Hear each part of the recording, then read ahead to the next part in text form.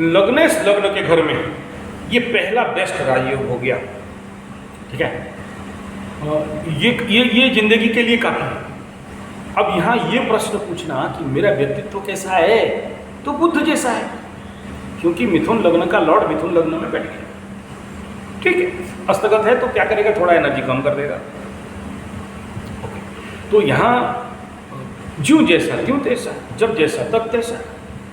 लेकिन यहाँ दो प्रॉब्लम यहाँ पर है, एक तो मिथुन का बुध है, दूसरा राहु युक्त शुक्र भी है और चंद्रमा को देख रहा है। तो ऐसा व्यक्ति में क्या होगा, ढेर सारे कामना वासना,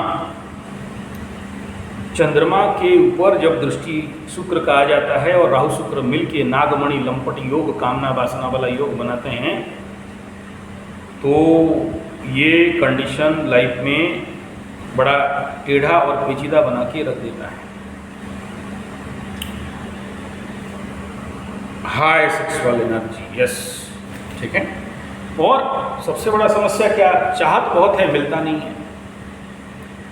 और अभी क्या हो गया प्रॉब्लम, चंद्रमा। तो चंद्रमा अगर शुद्ध होता तो चंद्रमा सोच समझने का दम रखता, पीड़ित हो गया केतु के साथ, राहु के एक्सिस में आ गया। इट इज नॉट ग्रहण, लेकिन लाइक ग्रहण, और साथ में शुक्र भी घुस गया तो मलिन कर दिया। तो चंद्रमा को आप कितना भी बाबा ब्रह्मचारी बन जाओ, चंद्रमा यानी मन को तो फ्लो मिल रहा है राहु से और चंद्रमा से और केतु से, और किसी भी शुभ ग्रह का दृष्टि यहाँ पर पहुँच नहीं रहा है, ना बृहस्पति का ना बुध का। तो ऐसे कंडीशन में क्या कहोगे, एक कुछ भी कर लो, एक भ्रमात्मक, एक मायात्मक कंडीशन में फंस के रह गए। और अगर इसको कंट्रोल नहीं कर पाए तो इसको अगर अपने जिंदगी में इसको शांति नहीं किए तो, क्योंकि लग्नेश और लग्न दोनों पाप कर्तरी में फंसे हैं, भगवान ना करे आज नहीं तो कल मामा के घर में रोटी तोड़ना पड़ सकता है। बोले किसके लिए, बोला ये छोकरी लोगों के लिए या फिर सरकार और छोकरी के बीच में फंसोगे। गवर्नमेंट क्योंकि द्वादश में बैठा और दो पाप ग्रहों के बीच में आपका लग्न, तो जिंदगी बंधा हुआ सा। ऐसे आदमी के अंदर एक कॉन्फिडेंस का कमी, मतलब दरवाजा बंद करके खिड़की डालेगा तभी बोलेगा कि हाँ हम सुरक्षित हैं। असुरक्षा का भावना, फीलिंग्स ऑफ अनसिक्योरिटीनेस, और अंदर से फिर कोई निकल के बोलता है भाई चिंता मत कर, हम है ना।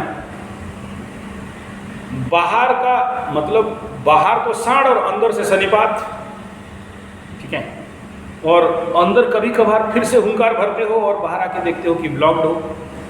यानी ऐसा व्यक्ति किसी ना किसी सिस्टम से बंधा हुआ रहता है, कहीं ना कहीं इसके जिंदगी में एक ब्लॉकेज। और चंद्रमा जाके अकेलेपन में फंसा, अकेले हो गया, तो ये जिंदगी का अकेलेपन में खुश रहने का प्रयास, एक बड़ा सा रिक्तता, एक खालीपन, एक सुनापन, जिसको परिपूर्ण करने के लिए ढेर सारा प्रयास। तो ये इनर मैकेनिज्म, इनर इंजीनियरिंग में आवश्यकता, यहाँ पर आप कितना भी बाहर से लेप लो पोत लो, बनेगा नहीं काम। तो क्या करना पड़ता है, दोनों काम करना पड़ेगा। बाहर का भी मैकेनिज्म ठीक करना है, इनर इंजीनियरिंग, और अंदर से ग्रहों का भी शांतिकरण को भी देखना पड़ेगा, ठीक है। यानी ऐसा व्यक्ति आवश्यक, देखो यहाँ कुंडली में कोई बहुत बड़ा दुर्योग नहीं है कि इसने वरिड होना है, कोई गंदा योग नहीं है चंद्र केतु को छोड़ देने से। राहु शुक्र बैड नहीं है, अच्छा है, लेकिन शुक्र लग्जरी, राहु उसके साथ बैठा तो डबल शुक्र हो गया ना। डबल शुक्र जिसके कुंडली, शुक्र का राहु का तो कोई अपना वजूद नहीं है, शुक्र के साथ बैठ गया तो शुक्र का रूप ले लिया, कामना वासना ले लिया। शुक्र राहु के साथ पड़ा तो गंदी लड़की से कनेक्शन बना देगा। और यहाँ राहु भी शत्रुगृही हो रहा है, शुक्र भी शत्रुगृही हो रहा है। तो अब एगेंस्ट एनर्जी और ओपोनेंट एनर्जी के साथ जिंदगी में आपको लड़ाई करना पड़ जाएगा। लड़ाई मतलब हाथ पैर या तमंचा बंदूक से नहीं, इसको बोलते हैं इंटरनल सेल्फ फाइटिंग।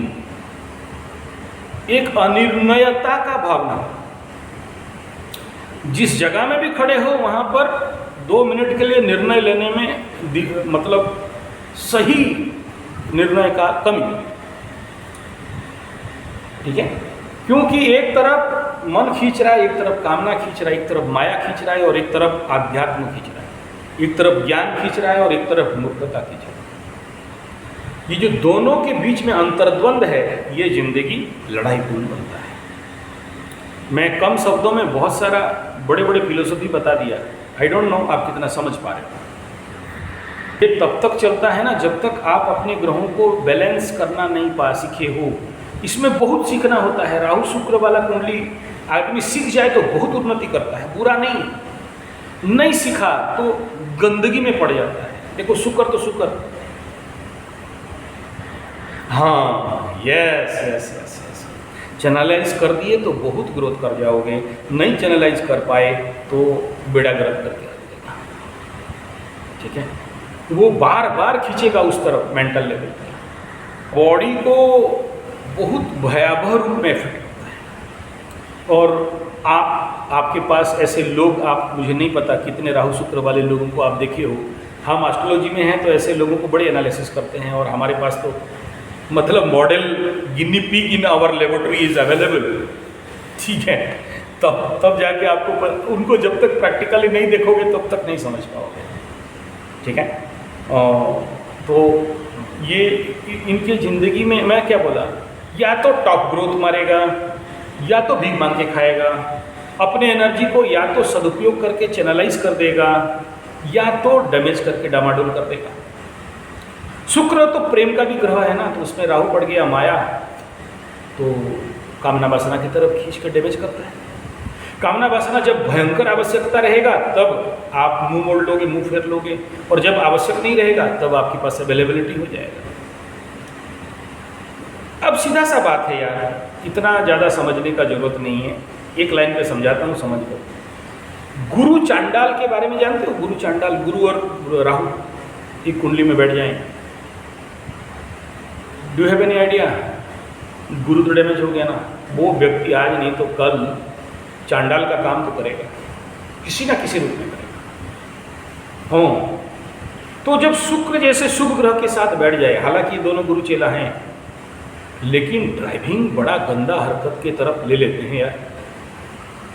आप समझो तब तक आपसे आप ये गलती करा दिए, आप समझो और संभलो तब तक ये मौका ही नहीं देंगे आप।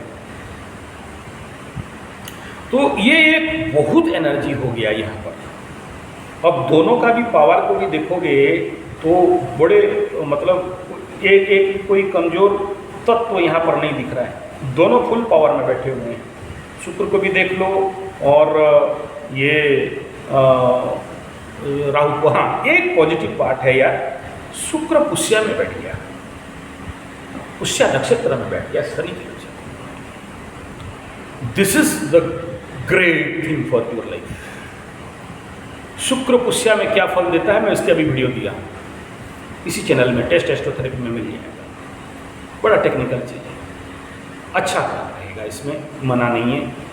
और शुक्र जब मकर को देखे तो क्या होता है, विद्वत्ता महाज्ञानी पंडिता परमश्रव, तो वो मतलब बहुत अच्छा फल कहा गया। लेकिन एक नक्षत्र पीछे बैठता ना बेटा तो जिंदगी में एक बच्चा के लिए तरस जाएगा। और उस समय मैं बोलता कि कृषि करो और बेड़ा गर्क हो जाए। शुक्र का कृषि एग्रीकल्चर, मैं बहुत सारे लोगों को बोलता हूँ कि भाई मेरे